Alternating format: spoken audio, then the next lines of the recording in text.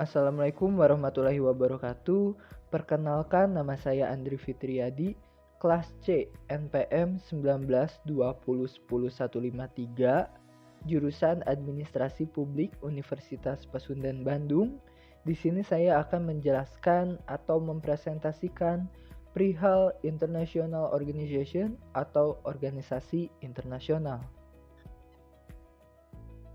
Pada kesempatan kali ini saya akan menjelaskan mulai dari pengertiannya terlebih dahulu, yang kedua lalu ada manfaat dari organisasi internasional, ada batasan-batasan organisasi internasional, jenis atau macam-macam organisasi internasional, lalu perannya, pembentukannya seperti apa, daftar-daftar apa saja yang termasuk organisasi internasional, hingga kepada kesimpulan.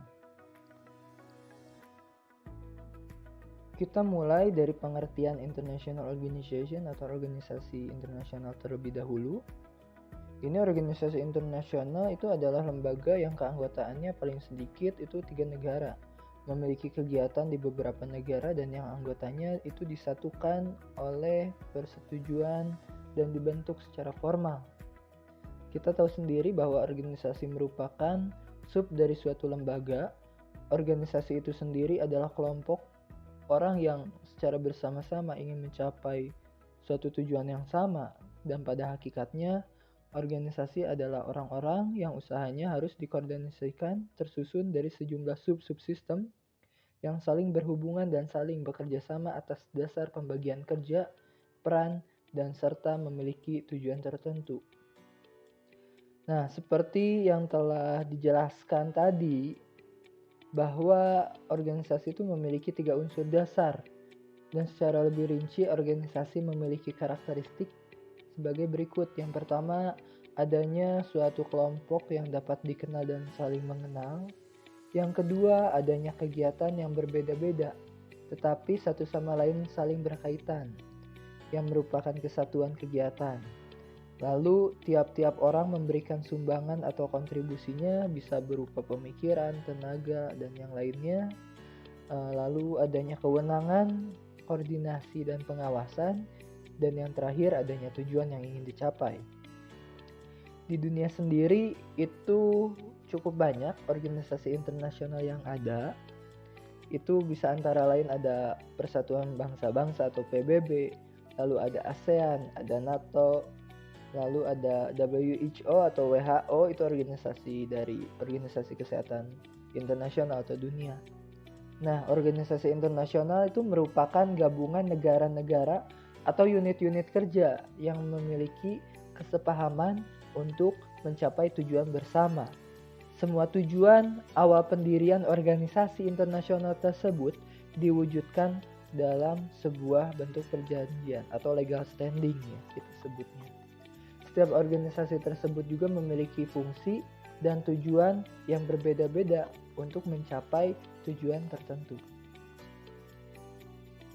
Lalu selanjutnya kita harus tahu juga nih apa manfaatnya sih, apa manfaat dari International Organization atau organisasi internasional. Nah, ini perlunya organisasi internasional di dunia itu untuk mengatur ya pastinya dan menyelaraskan perdamaian dan untuk menyelesaikan berbagai macam masalah yang ada di setiap negara. Pastinya setiap negara mempunyai masalah yang berbeda-beda. Tanpa adanya organisasi internasional atau berkurangnya suatu organisasi internasional, maka keseimbangan dalam suatu negara akan kacau. Misalkan PBB dihapuskan atau dihilangkan, maka tidak akan tercipta lagi tuh keteraturan dan keseimbangan hubungan antara satu negara dengan negara lainnya. Karena dalam hal ini PBB merupakan pemersatu bangsa dari berbagai negara. Nah, selain itu juga organisasi internasional dapat memberikan ruang terhadap negara-negara kecil yang dengan ekonomi yang lebih lemah menjadi lebih kuat gitu. Jadi mereka bisa naik menjadi ekonomi yang kuat, lalu ini juga dapat membantu membangun hubungan dengan negara bagian yang lebih besar, di mana beberapa orang itu percaya dapat mencegah perang antara satu sama yang lainnya, di mana ini kita juga tahu bahwa negara yang besar itu bisa melindungi dan juga menghambat terjadinya peperangan. Nah, ini international organization atau organisasi internasional juga memberikan kesempatan kepada negara bagian untuk menjadi efisien, dan itulah sebabnya negara bagian bergabung dengan mereka. Lalu manfaat dari international organization atau organisasi internasional pasti akan memberikan kesempatan untuk mengamankan perdagangan di seluruh dunia. Nah, dan yang terakhir, organisasi internasional pun dapat menguntungkan negara-negara yang lebih besar karena menunjukkan kepada orang lain bahwa mereka bersedia untuk tidak selalu mendapatkan jalan mereka dalam masalah, dan memungkinkan orang lain bahwa mereka bersedia untuk tidak selalu juga mendapatkan jalan mereka pada masalah, dan memungkinkan mereka untuk bekerja dengan orang lain. Setelah tadi kita membahas perihal benefits atau keuntungan dari organisasi internasional, sekarang kita akan membahas perihal keterbatasan atau limitation dari organisasi internasional tersebut. Dari yang telah kita jabarkan di slide-slide awal, tadi pengertian perihal organisasi internasional, kita bahas sedikit lagi. Organisasi internasional itu adalah suatu bentuk organisasi dari gabungan beberapa negara atau bentuk unit fungsi yang memiliki tujuan bersama untuk mencapai suatu tujuan. Itu merupakan isi dari perjanjian atau charter. Kebijakan umum organisasi internasional itu sudah ada pastinya melalui dasar-dasar hukum yang ada gitu. Nah, ini dasar-dasar hukum yang ada tuh didasarkan pada peraturan presiden yang pernah dikeluarkan di nomor 7 Perpres nomor 7 tahun 2005 itu tentang rencana pembangunan jangka menengah atau RPJM tahun 2004 sampai 2009. Bab 8 mengenai konsolidasi politik luar negeri dan peningkatan kerjasama internasional. Itu lalu ada melalui penetapan RJPM, pemerintah berusaha meningkatkan peranan Indonesia dalam hubungan internasional dan dalam menciptakan perdamaian dunia serta mendorong terciptanya tatanan dan kerjasama ekonomi regional dan internasional yang lebih baik dan mendukung pembangunan nasional tentunya. Nah, sesuai dengan keputusan Presiden atau Kepres nomor 64 tahun 1999, keanggotaan Indonesia pada organisasi internasional itu diamanatkan untuk memperoleh manfaat yang maksimal bagi kepentingan nasional, didasarkan pada peraturan perundangan yang berlaku dan memperhatikan efisiensi penggunaan anggaran dan kemampuan keuangan negara. Lalu batasan-batasan, pastilah setiap negara mempunyai keterbatasan dan masalah-masalahnya tersendiri. Ada perihal perbedaan budaya, memantau banyak negara, perlawanan dari organisasi domestik, dan yang lainnya. Di sini saya akan mungkin menjelaskan hanya 4 saja. Nah, ini perbedaan budaya tuh sangat sulit ya untuk menghadapi perbedaan seperti itu, di luar dari keahlian untuk memahami dan mengatasi itu sendiri, karena tiap negara pasti mempunyai perbedaan dan budayanya masing-masing. Lalu selanjutnya pasti organisasi internasional itu akan memantau banyak negara. Hal ini ya sangat penting, dan di bidang ekonomi dan lainnya situasi dinamis ya, pastinya di seluruh dunia. Lalu adanya perlawanan dari organisasi domestik. Nah, ini organisasi domestik itu tidak boleh mendukung sentralisasi kekuasaan, biasanya ada perlawanan. Lalu yang terakhir, pemerintah dan rintangan politik. Negara yang berbeda dengan partai politik yang berbeda dapat menyebabkan batasan-batasan itu, dan juga batasan administratif pemerintah untuk masuk ke dalam organisasi internasional tersebut. Lalu kita lanjut ke pembahasan selanjutnya mengenai jenis atau macam-macam organisasi internasional. Nah, organisasi internasional itu disebut juga multilateralisme. Multilateralisme adalah suatu istilah hubungan internasional yang menunjukkan kerjasama antar beberapa negara.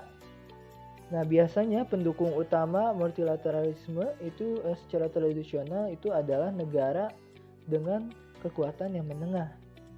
Sedangkan negara-negara besar seringkali bertindak sepihak. Negara-negara kecil juga memiliki kekuatannya sendiri terhadap urusannya internasionalnya sendiri gitu. Nah, dalam filosofi politis, lawan dari multilateralisme adalah unilateralisme. Ada 3 tipe atau jenis-jenis dari organisasi internasional. Yang pertama IGO atau organisasi antar pemerintah. Nah, IGO adalah organisasi yang terutama terdiri dari negara-negara berdaulat atau negara lain organisasi antar pemerintah. IGO pun didirikan oleh perjanjian atau perjanjian lain yang bertindak sebagai piagam, pemberian wewenang atau hak, pembentukan kelompok. Contohnya PBB, Bank Dunia, atau Uni Eropa. Nah, yang keduanya ada yang disebut INGO atau organisasi non-pemerintah internasional. Apa sih organisasi non-pemerintah internasional? Nah, ini INGO ini memiliki misi yang sama dengan non-organisasi pemerintah atau LSM ya. Nah, atau LSM. Tetapi dalam lingkup internasional dan memiliki pos-pos di sekitar dunia untuk menangani isu-isu spesifik di banyak negara. Beberapa INGO itu beroperasi. Tujuan utamanya ya antara lain adalah untuk mendorong organisasi berbasis komunitas di setiap negara melalui proyek dan operasi yang berbeda. Dan beberapa berbasis advokasi atau primer, tujuannya ya adalah untuk mempengaruhi pembuatan kebijakan pemerintah di negara berbeda mengenai masalah atau mempromosikan kesadaran akan masalah tertentu. Dan yang terakhir ada perusahaan multinasional atau multinational enterprise. Perusahaan multinasional atau MNC atau perusahaan multinasional adalah organisasi yang memiliki atau mengendalikan produksi barang atau jasa di suatu negara atau lebih. Itu juga dapat disebut sebagai perusahaan internasional atau multinational enterprise. Lalu kita lanjut lagi kepada peran-peran dari organisasi internasional. Dan negara-negara peserta mendefinisikan fungsi organisasi internasional. Objektif organisasi internasional adalah untuk mempelajari, mengumpulkan dan menyebar informasi, membuat undang-undang yang diterima secara internasional. Organisasi internasional juga membantu dalam kerjasama antara negara yang berbeda dengan membuat kesepakatan negosiasi di antara mereka. International organisasi atau organisasi internasional juga membantu dalam bantuan teknis. Nah, yang pertama penetapan norma internasional melalui analisa teknikal. Organisasi internasional itu memainkan peran penting dalam mengumpulkan informasi statistik, menganalisis tren dalam variabel, membuat studi banding dan menyebarluaskan informasi ke semua negara lain. Ada beberapa organisasi antar pemerintah yang telah ditetapkan standar minimum internasional. Norma-norma seperti itu tuh sulit ditetapkan di tingkat negara-negara yang ada di bagian. Lalu ada peran sebagai pengawas. Ada beberapa organisasi internasional yang melakukan fungsi pengawasan tertentu. Itu sistem pengawasan PBB itu sangat lemah. Sebaliknya, mekanisme pengawasan ILO atau International Labour Organization itu cukup kuat. Uni Eropa bersama dengan komisi dan pengadilannya tuh memiliki mekanisme pengawasan yang lebih relatif kuat. Lalu perannya sebagai bantuan teknis. Peran penting akhir-akhir ini adalah meminjamkan kerjasama teknis kepada anggota negara. Nah, yang dimaksud dengan kerjasama teknis adalah penyediaan materi intelektual atau finansial untuk negara-negara yang membutuhkannya. Lalu yang terakhir, perannya pun bisa menegosiasi dan menyiapkan perjanjian multilateral. Di antara semua peran dan kegiatan organisasi internasional, yang paling penting adalah negosiasi dan pengaturan perjanjian multilateral. Meminimalkan biaya transaksi dapat memperkuat kerjasama antar negara yang berbeda.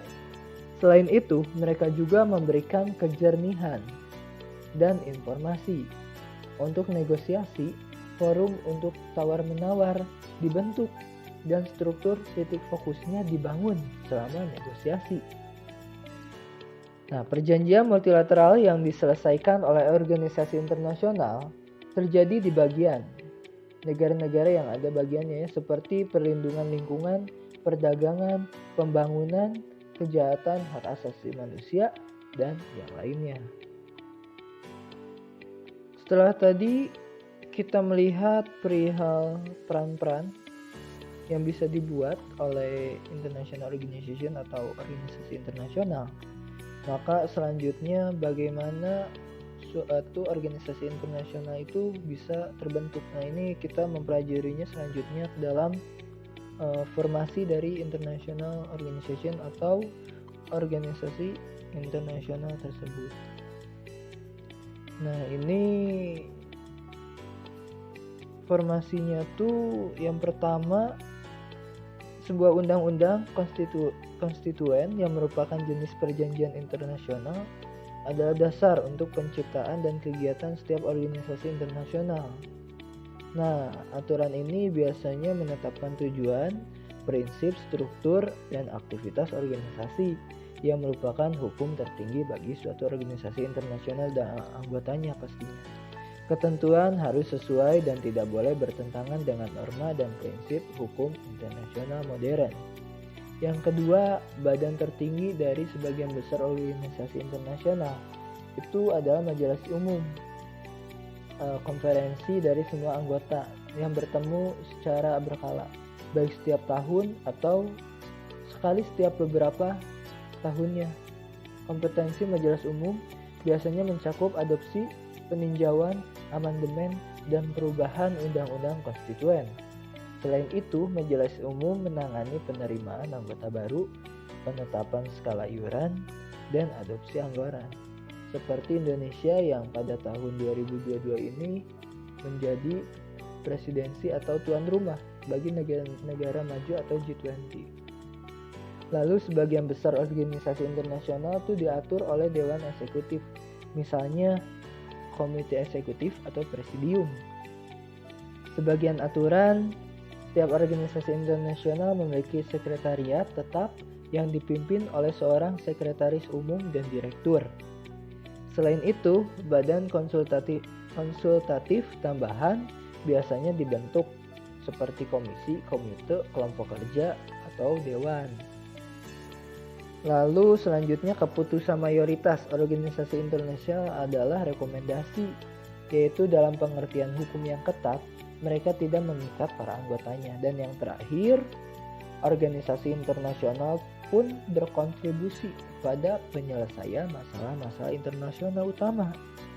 Beberapa organisasi internasional memberikan dukungan keuangan kepada NGO sehingga mereka dapat mengimplementasikan program yang konkret atau melakukan penelitian di mana organisasi antar negara itu dapat tertarik.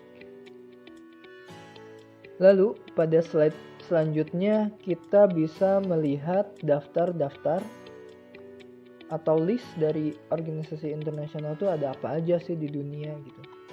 Kalau saya sendiri itu membaginya ke dalam 5. Yang pertama, organisasi pemersatu bangsa ini yang sifatnya terbuka. Lalu ada organisasi ekonomi dan politik, organisasi keuangan, organisasi olahraga, dan organisasi lainnya. Di sini saya melis atau saya mengambil contoh dari organisasi-organisasi internasional yang ada. Bisa dilihat saja, ini sedikit dari sekian banyak atau ada ratusan organisasi internasional yang ada di dunia, itu sangat banyak dan saya list contohnya hanya segini. tiba saatnya kita pada slide terakhir, yaitu kesimpulan. Tadi kita telah membahas banyak perihal organisasi internasional. Yang pertama mulai dari pengertiannya, manfaatnya, batasan-batasannya, jenis atau macam-macamnya, lalu ada peran organisasi internasional, pembentukan, daftar-daftar, hingga kesimpulan. Nah, jadi dari sekian banyak itu mungkin sama saya akan saya rangkum. Nah, jadi untuk organisasi internasional sendiri itu setiap negara memiliki perbedaan budayanya masing-masing, rintangan domestik, dan pemerintah dan masalah global lainnya. Maka dapat kita simpulkan bahwa kontribusi dari organisasi internasional ini sendiri terhadap ekonomi dunia dan penciptaan lingkungan bisnis global adalah yang terbesar keuntungan dan memperkuat keberadaannya. Nah, itulah fakta-fakta dari organisasi internasional yang berlangsung dalam bisnis internasional.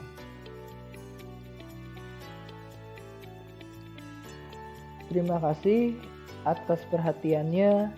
Semoga video ini dapat bermanfaat bagi setiap orang yang menonton. Mohon maaf bila ada salah-salah kata atau ketidakselarasan informasi.